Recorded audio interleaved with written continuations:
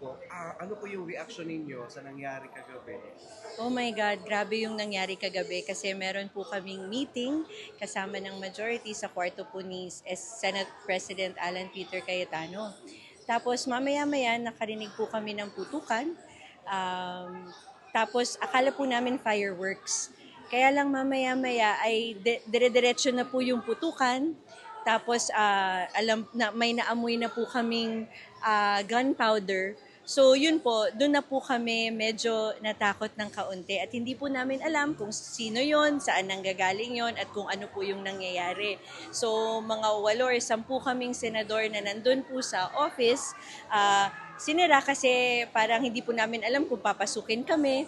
Tapos nagtatawag po kami ng tulong. Dahil nga po binabaril na po kami sa Senado. So humingi po kami ng tulong sa AFP, sa mga pulis, sa kung sino man po yung sumasagot ng phone. Sen, as a lawmaker, as a senator, hindi po ba kayo napapahala na maapektuhan yung independence at sigurado sa Senado dahil sa incident? That was really what we were thinking about. Although honestly, right now it's all a haze. Medyo minsan naririnig-rinig ko pa po yung mga gunshots, but yeah, that I felt that we should respect the Senate as an institution. And you know, and I realized that there are some people that are saying na baka gawa-gawa or act, and I feel that is very irresponsible. Sana po yung mga nagsasabi na gawa-gawa lang po yan or arte-arte po lang po yan, sana respetuhin niyo po yung pinagdaanan po namin. Hindi lang po kaming mga senador, pati yung mga staff namin, pati yung mga members of the media, yung OSAA, lahat po ng nasa Senate kagabi na pinagbababaril. Tapos hindi po namin alam yung gagawin namin. Humihingi po kami ng tulong sa kung sino man ang pwedeng tumulong sa amin dahil Senado po yon ng Pilipinas. At sana po, respetuhin po ito. At kung meron mang danger, sana ay protektahan po siya ng mga dapat magprotekta sa kanya. So we are hoping to get to the bottom of this, to find the truth about what happened. And you know, we are praying that the Senate as an institution remains upright and protected.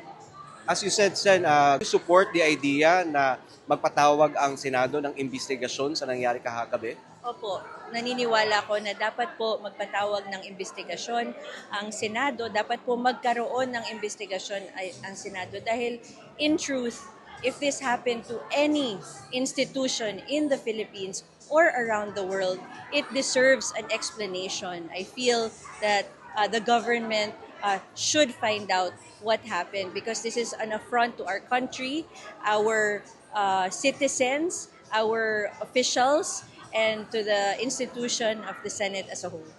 Anong masasabi niyo po, Sen, sa mga nagsasabi na magkaroon ito ng chilling effect sa iba pang mga mambabatas? Hindi ko pa po naiisip yan, pero ako po talaga ay takot at nananalangin po ako na maging ligtas po tayong lahat at there will be order and that we will get to the bottom of this. So right now, pinoprocess ko pa po yung mga nararamdaman ko. Hanggang ngayon po, hindi ko masyadong naiintindihan kung ano yung nangyari kagabi, kung ano yung mga implications niyan. But what I want to know is, the reason why nagpa-interview ako is because I want to share what happened to me and to show that it's really true and genuine and that it's something that we need to get to the bottom of. Huli na lang po, Sen, bago ko po kayo bitiwan, mensahe nyo na lang po sa publiko kaugnay sa rule of law at respeto sa mga institusyon ng gobyerno. And po sa ating mga kapwa Pilipino, lahat naman po tayo ay talagang in the quest of respecting our institutions and respecting our government as a whole. So let us all just be vigilant and ipagdasal po natin na maging ligtas po tayong lahat at magkaroon ng at manatiling mapayapa ang ating bansa. Naniniwala naman po ako na lahat naman po tayo ay yun ang gusto.